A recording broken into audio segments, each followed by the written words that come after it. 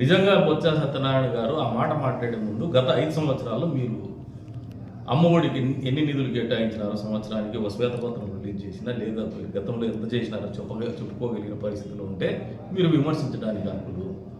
మీకంటే దాదాపు 3 రెట్లు ఎక్కువ నిధులు తల్లికి వందనానికి మేము కేటాయిస్తాం. అది మాకున్నటువంటి చిత్తశుద్ధి. దీపం 2 పథకం కింద మహిళలకు గ్యాస్ సిలిండర్లు ఇస్తాం. ఏదైతే పెన్షన్ సామాజిక పెన్షన్ చెప్పినామో 5 సంవత్సరాలు పెంచుకుంటూనే మీరు పెడితే ఒక్కసారిగానే మేము 4,000 పెంచినాం. ఎక్కడ కూడా ప్రజల్ని ఇబ్బంది పెట్టలేదు. ఇప్పటికి మీకు ఆలోచన మైండ్ దొబ్బినట్టు మీకు వచ్చే రోజుల్లో మీకు చెప్పడానికి కూడా ఏమి లేనటువంటి పరిస్థితులు ఉంటాం.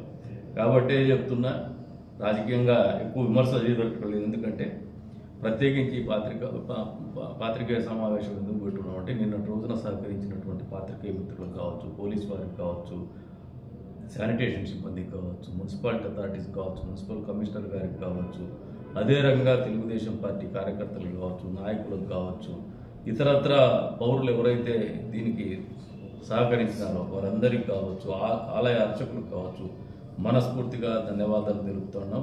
ఈ బ్రహ్మోత్సవాలు బ్రహ్మాండంగా నిర్వహించుకుందామని గతంలో పిలుపునిచ్చినాం. మళ్ళీ చెప్తున్నాను, రథోత్సవం ఏదైతే ఉందో యువత మళ్ళీ అప్పీల్ చేస్తున్నా పెద్ద ఎత్తున పాల్గొనమని చెప్పేసి కూడా తెలియజెప్తున్నాను. ఎందుకంటే తద్వారా మనకు ఒక గ్రామోత్సవంలో పాల్గొన్నప్పుడు ఆ ప్రాంతం పట్ల ప్రేమ పెరుగుతుంది. అదొక కమిట్మెంట్. అది మన లెగసీ కంటిన్యూ అవుతుంది. మన ఆచార సాంప్రదాయాన్ని కొనసాగించేటువంటి అవకాశాలు మెరుగుపరుచుకుంటాం. మీరు రాకుండా, మీరు పాల్గొనకుండా పోతే అసలు మన ఊర్లో జరిగేటువంటి కార్యక్రమాలు, మనందరినీ ఏకం చేసేటువంటి కార్యక్రమాలు ఏవైతే ఉంటాయో వీటిని మీరు ఆలోచించలేకపోయినా, ఆచరణలో పెట్టలేకపోయినా ఈ ప్రాంతానికి వచ్చే రోజుల్లో ఒక నష్టం జరుగుతుందనే ఆలోచనతోనే యువతకు పదే పిలుపునిస్తాను. దీంట్లో వేరే ఇతరత్ర రాజకీయ పక్షాలు అయితే మాకు లేదు. రాజకీయాలు వేరు, బ్రహ్మోత్సవాలు వేరు. కాబట్టి మళ్ళీ చెప్తాను, యువతకు పెద్ద ఎత్తున రథోత్సవంలో పాల్గొనమని చెప్పేసి కూడా పిలుపునిస్తాను. అంతే స్థాయిలో వచ్చే రోజుల్లో కూడా ఇంకా 13 రోజులు ఉన్నాయి బ్రహ్మోత్సవాలు. ఈ 13 రోజులు కూడా మీరందరూ కూడా ఇదే రకమైనటువంటి స్ఫూర్తిని కానీ, సహాయాన్ని కానీ, సమిష్టి బాధ్యతని కానీ కొనసాగించాలని చెప్పేసి కూడా కోరుకుంటూ, మరొకసారి నిన్నటి రోజున పోలీస్ సిబ్బంది వారు ఎక్స్ట్రా కాషియస్గా ఎక్కడ కూడా ఇంత కార్యక్రమం జరిగినా ట్రాఫిక్ జామ్ లేకుండా చేసినారనే ప్రశంసలు ప్రజల నుంచి వస్తాను. నేను చెప్పాను కదా, వారిని మనస్ఫూర్తిగా అభినందిస్తున్నాను. అంతే స్థాయిలో పారిశుద్ధ్యం పనులు మున్సిపాలిటీ కూడా ఎక్సలెంట్గా రియాక్ట్ అయింది. ఈరోజు ఆపేద్దండి, ఇది ఇట్లే కంటిన్యూ చేయండి, మరింతగా మెరుగుపరుచుకోండి అని చెప్పేసి కూడా కోరుకుంటూ మరొకసారి అందరికీ కూడా ధన్యవాదాలు తెలుపుతాను. స్వామివారి దేవస్థానమే కావచ్చు, వేమారెడ్డి సమాధి కావచ్చు, అదే రకంగా భట్రేపల్లి జలపాతాన్ని కావచ్చు, అంతే స్థాయిలో తిమ్మమ్మ రిమాండ్ కావచ్చు, పక్కనే ఉన్నటువంటి లేపాక్షి, పుట్టపర్తి, అదేవిధంగా ఆర్సీల్స్, వీటన్నింటినీ కలిసి ఒక సర్క్యూట్ కింద తీసుకురావడానికి ప్రయత్నం నేను చేస్తున్నా అని చెప్పినప్పుడు దానికి మీ వంతు సహాయ సహకారాలు అవసరమైనప్పుడు నేను కోరుతా అంటే ఎప్పుడైనా కూడా నేను ఏ దానికైనా చేయడానికి సిద్ధంగా ఉన్నా అని చెప్పి ఆయన దగ్గర నుంచి కూడా చెప్పడం జరిగింది. ఇది ప్రజలకు తెలియజేస్తాం. ఎందుకంటే ఏమి చెప్పలేదనే ఆలోచనలు మీరు ఉండొచ్చు. రెండోది ఇండస్ట్రియల్ కారిడార్ గురించి ఒక 92 ఎకరాల గతంలో ఏపీఐఏసీ వాళ్ళు అక్వైర్ చేస్తున్నారు ముత్యాల చెరువు దగ్గర. దానికి in continuation with that last 5 months నుంచి మేము కొంచెం వర్క్ చేస్తున్నాం. ల్యాండ్ ఐడెంటిఫై చేస్తున్నాం. నిన్న రోజున అది కూడా ప్రస్తావించడం జరిగింది. 64 లక్షల రూపాయలు ఏపీఐఏసీ తరఫున మనము ఒక ఎకరం స్థలం ధర నిర్ణయించినాము. ఇది ఇబ్బందికరమైన పరిస్థితి. It is equi distance from the Bengaluru compare to Kia. అంటే సమానమైనటువంటి దూరంలో ఎయిర్పోర్ట్ నుంచి 140 కిలోమీటర్ల దూరంలోనే బెంగళూరు నుంచి మన ముత్యాల చెరువు కావచ్చు, కియా కావచ్చు ఉంది. కాకపోతే గతంలో కనెక్టివిటీ లేదు. మనకి ఇప్పుడు ఎక్స్ప్రెస్ హైవే వస్తుంది, access control express highway, greenfield express highway. దాంతోపాటు ముద్దనూరు బెంగళూరు హైవే వస్తుంది, కనెక్టివిటీ పెరుగుతుంది. మాకు కనెక్టివిటీ లేకపోవడం అనేది కేవలం పుట్టపర్తికి మాత్రమే. దీన్ని కూడా ప్రపోజల్స్ రెడీ చేయమని చెప్పుకున్నాము. పుట్టపర్తికి కూడా ఒక గ్రీన్ఫీల్డ్ 4 lane రోడ్డు ప్లాన్ ప్రతిపాదన రూపొందించమని చెప్పుకున్నాము. దీంట్లో కూడా ప్రభుత్వం తరఫున సహాయ సహకారాలు కావాలని చెప్పడం కూడా జరిగింది. దానికి కూడా ఆయన అంగీకరించడం జరిగింది. తొందరలో ఆ ప్రతిపాదన కూడా ముందుకు తీసుకుంటాం. అంటే ఇవన్నీ ఎందుకు చెప్తున్నానంటే, నారా లోకేష్ గారు ఇచ్చినారు, పట్టు వస్త్రాలు ఇచ్చినారు.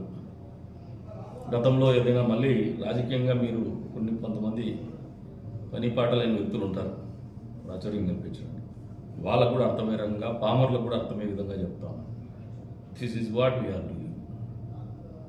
కదిరిని కొత్తగా అభివృద్ధి పథంలో నిలపడానికి పెద్ద స్థాయిలో నిలపడానికి నిరంతరం కష్టపడతాం. ఖచ్చితంగా నిరూపించుకుంటాం. మేము ఏదైనా చెప్పు ఉండేది మాట చెప్తే ఖచ్చితంగా నిలబడున్నాం ఇప్పటిదాకా. అది మా ప్రభుత్వం కావచ్చు, మేము కావచ్చు. చంద్రబాబు నాయుడు గారి నాయకత్వంలో అది అలవాటుగా చేసుకున్నాం పనిచేయడం. ఖచ్చితంగా ఈ ఫలితాలను కానీ అంతిమంగా రూపుల్ని ఇచ్చేటువంటి కార్యక్రమం కానీ అమలు చేసి తీరుతామని మళ్ళీ కూడా చెప్తాను. ఇవన్నీ మాటలు కాదు, చేతల్లో ఉండేటివి. గత 5 నెలలుగా 6 నెలలుగా మేము నిరంతరం రాత్రింబవళ్ళు ఈ రెండింటి మీద దృష్టి పెట్టుకొని ముందుకు పోతున్నాం. దీంతో పాటు అందరి నుంచి నీళ్ళు ఇచ్చేటువంటి కార్యక్రమం మాట ఇచ్చున్నాం, చేస్తున్నాం. లైనింగ్లో కూడా మీరు సిపిఎస్ అది ఇది అంటే దానికి కూడా చెప్తున్నాను. అన్ని చెరువులకు నీళ్ళు ఇచ్చేయడానికి ఏదైతే మెకానిజం అవుతుందో అది షట్టర్ అవుతుందో లేదా ఇంకోటి అవుతుందో కానీ ఒక మెకానిజం అయితే ఆల్రెడీ మేము ఎస్టాబ్లిష్ చేస్తున్నాం. తొందరలో ఆ ఇంజనీరింగ్ డ్రాయింగ్స్తో సహా అది కూడా రైతులకు ఒక అవగాహన కార్యక్రమం కానీ లేదంటే మీ ద్వారా వాళ్ళకు అవగాహన కల్పించే కార్యక్రమం కానీ 100% నేను నా బాధ్యత కింద చేస్తా అని చెప్పేసి కూడా ఈ సందర్భంగా తెలియజేస్తాను. గాళ్లపంట నీళ్ళు ఇచ్చేటువంటి కార్యక్రమం గతంలో మాటించడం, పదే ఎన్నికలప్పుడు వచ్చేసి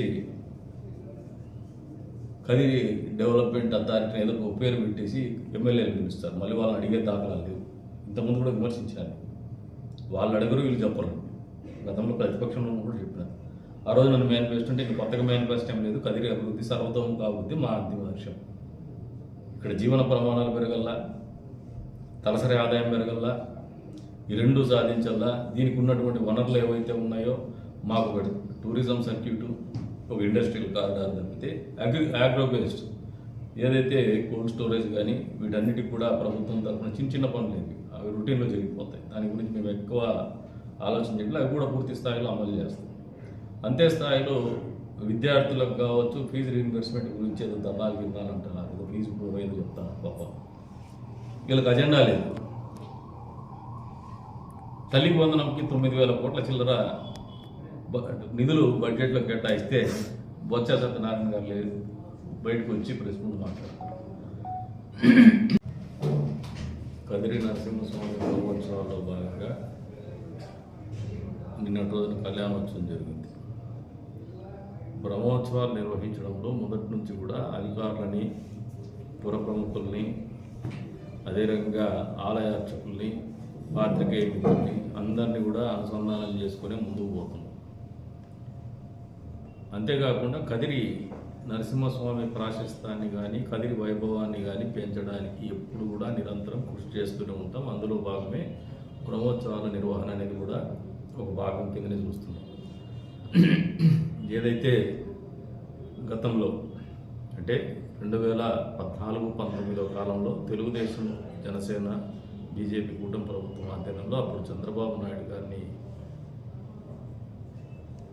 కదిరి తరఫున మాకు నరసింహస్వామి ప్రభుత్వం తరఫున పట్టు వస్త్రాలు ఇచ్చే విధంగా ఒక జీవో ఇవ్వమని చెప్పేసి తీసుకురావడం జరిగింది.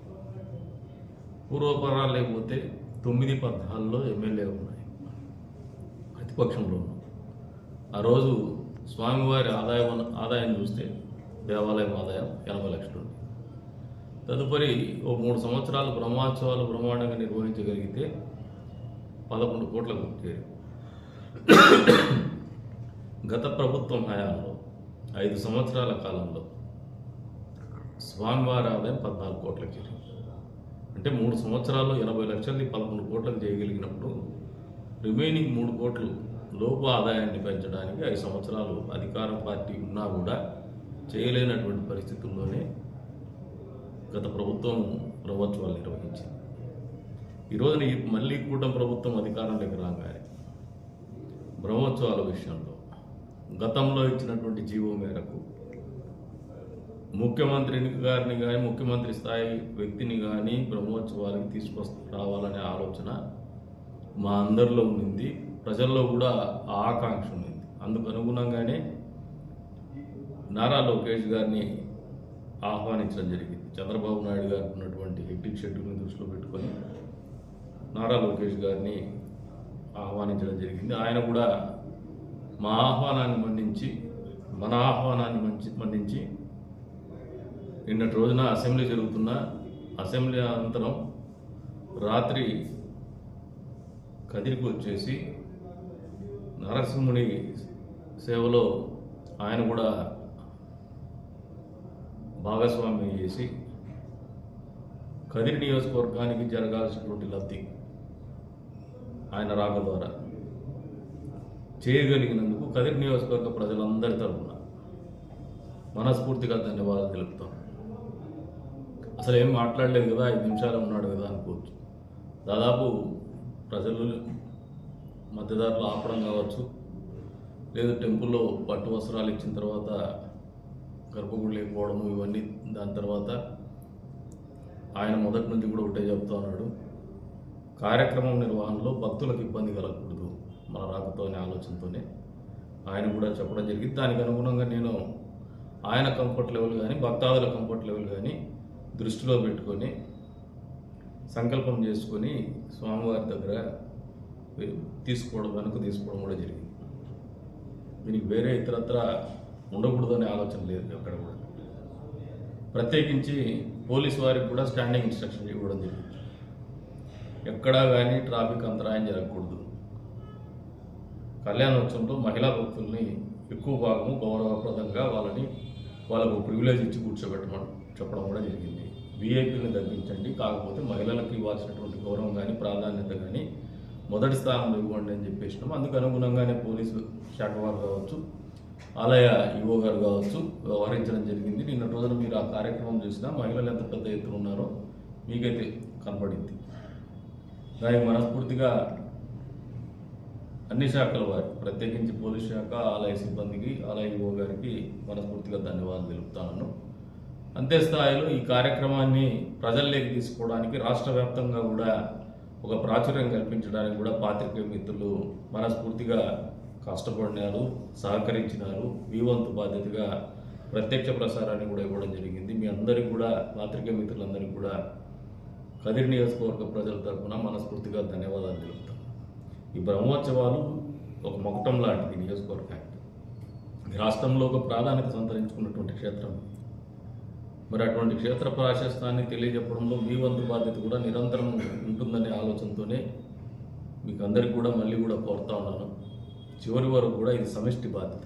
దీంట్లో రాజకీయాలకు చోటు లేదు. అంతేకాకుండా ఇంకా కొన్ని ప్రశ్నలు ఉంటాయి, కొన్ని చర్చలు ఉంటాయి. ఒక ప్రముఖ వ్యక్తి, ఒక ప్రాధాన్యత కలిగినటువంటి ప్రభుత్వంలో ఉన్నటువంటి వ్యక్తి వచ్చిపోయిన తర్వాత ఏదైనా మనకు అభివృద్ధి పరంగా చేయాల్సినటువంటి కార్యక్రమాలు, గతంలో యువగలం సందర్భంగా కూడా 600 కిలోమీటర్లది స్తూపాన్ని నిర్మించినప్పుడు కూడా టెంపుల్ టూరిజం సర్క్యూట్ కింద నేనే ఇన్సిస్ట్ చేసినాను. దాని గురించి కూడా ఒక ప్రశ్నలు ఉండొచ్చు. దానికి సమాధానం ఏమంటే, ఇది ఒక రాజకీయ మీటింగ్ కాదు, కానీ నా వంతు బాధ్యతగా మీకు తెలియజెప్పాల్సినటువంటి బాధ్యత ఉంది. కాబట్టి ఆయనతో నేను నిన్న రాత్రి చర్చించినప్పుడు కూడా టెంపుల్ టూరిజం సర్క్యూట్ కింద మనం చేయాల్సినటువంటి పనులను కూడా గుర్తు చేయడం జరిగింది. నా వంతు బాధ్యతగా నేను ఆల్రెడీ ప్రసాద్ స్కీమ్ కింద డీటెయిల్ ప్రాజెక్ట్ రిపోర్ట్ వరకు తీసుకురాగలిగాం. ఆ డీటెయిల్ ప్రాజెక్ట్ రిపోర్ట్ కూడా కన్వెన్షనల్గా, సాంప్రదాయబద్ధంగా ఏదో ప్రభుత్వ అధికారులతో చేయిస్తే చాలా కన్జర్వేటివ్ ఉంటుందని, నాకు ఇన్నోవేటివ్గా కేపీఎంజీతో చేయించాలనే ఆలోచనతో నేను ఉన్న వ్యక్తిగతంగా. దీనికి మీరు సహకరించాలా, కేపీఎంజీతో నేను చేయించదలుచుకున్నా అని చెప్పి కూడా ఆయన కూడా ఆశ్చర్యానికి లోనైనాడు. ఏం చేస్తున్నాం కేపీఎంజీతో అంటే, పెద్ద ఎత్తున ఈ నియోజకవర్గంలో కాదిరి లక్ష్మీ నరసింహస్వామి వారి దేవస్థానమే కావచ్చు, వేమారెడ్డి సమాధి కావచ్చు, అదే రకంగా భట్రేపల్లి జలపాతాన్ని కావచ్చు, అంతే స్థాయిలో తిమ్మమ్మ వరిమాన్ని కావచ్చు, పక్కనే ఉన్నటువంటి లేపాక్షి, పుట్టపర్తి, అదేవిధంగా ఆర్సీసీ, వీటన్నింటినీ కలిసి ఒక సర్క్యూట్ కింద తీసుకురావడానికి ప్రయత్నం నేను